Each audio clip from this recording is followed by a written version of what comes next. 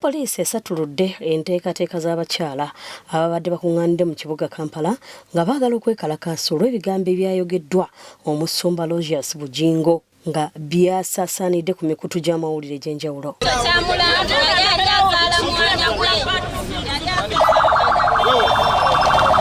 Tusobole okujjayo eddoboozi ly'abakyala era Pr.Bujingo wabajali ffe tuvudde ku Paliamenti n'abalasimu tugirina bagala bejjeyo abantu 5 bagenda ku Paliamenti bagende balawo Sipiika Kadaga. Bano babadde bakulembeddwamu omuyimbi ate nga mulwanirizi wa ddembe ly'abakyala Pr.Bujingo ne Flavia Namulindwa nga bagamba nti omusumba ebigambo bye yayogedde bityoboola ekitonde ekikazi.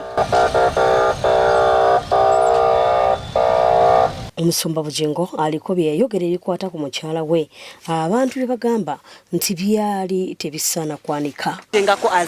What else do you want from him? Nothing. Because someone on dissent caused a public apology. Genuine. You remember so much. You very well remember last time he made the same apology. But after Nagamba, the following day, so his apologies are not genuine. Yes. Okay.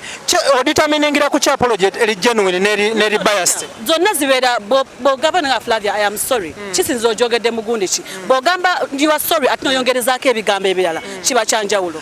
naye tuyildinze mu kino tufunyemu positively nti tutudde nabo ne bawuliriza ensonga zaabwe nsaba Katonda baweewo kye bakola baleme kuddamu kusirikanga bwe kibadde emabega.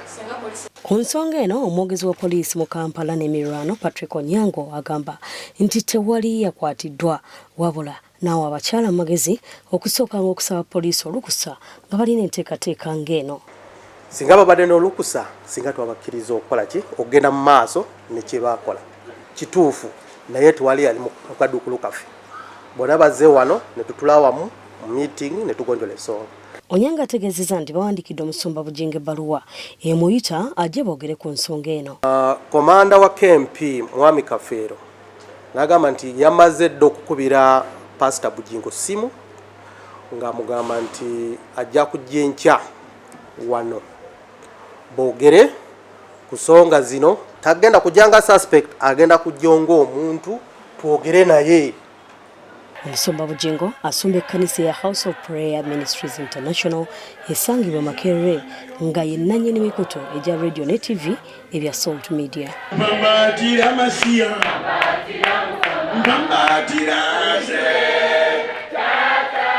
Daniel Mugoya yakungaanyiriza bino Crasta TV agenkiza ku 3.